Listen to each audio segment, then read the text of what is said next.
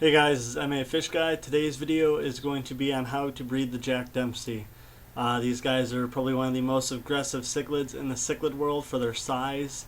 Yes, get that right, for their size. I'm not saying they're the most aggressive, so everybody out there ready to comment saying they aren't the most aggressive, hold that thought.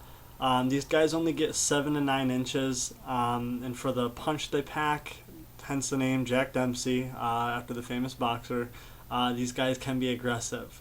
The color is magnificent on these guys, and breeding them is really not that difficult. When it comes to sexing them, they're sexually mature at 3 to 4 inches.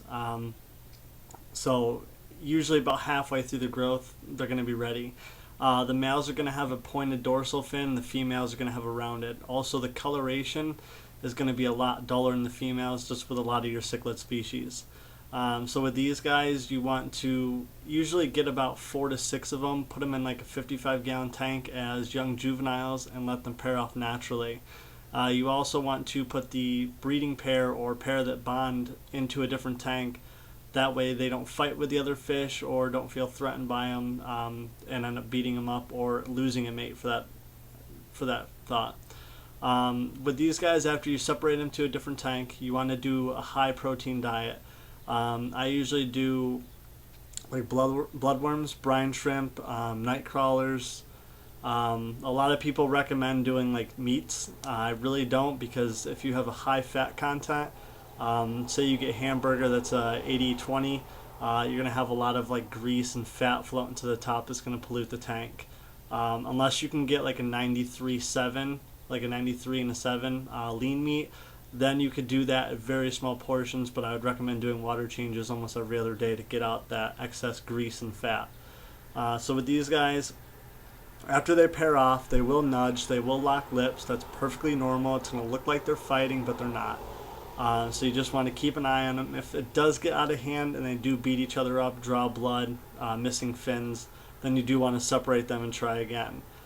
So after you've basically conditioned these guys for breeding, they will breed anywhere from slate rock to a clay pot to the bottom of your aquarium, because they're going to clear it out.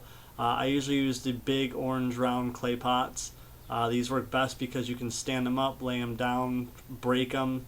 It doesn't matter, and they're going to breed on them. With these guys, they have probably about a good 100 to 300 eggs is about the normal batch that I have.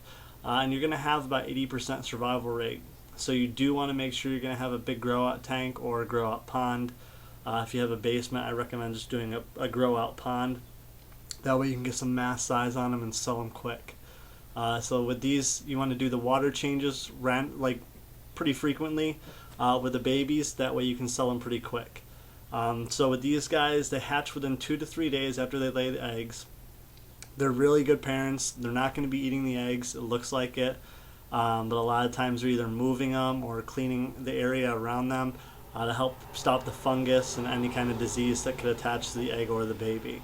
The babies usually are free swimming within a week and eating finely crushed flake food, baby brine shrimp, all within a week. I usually recommend doing the baby brine shrimp if you have it available, but the crushed flakes work great too.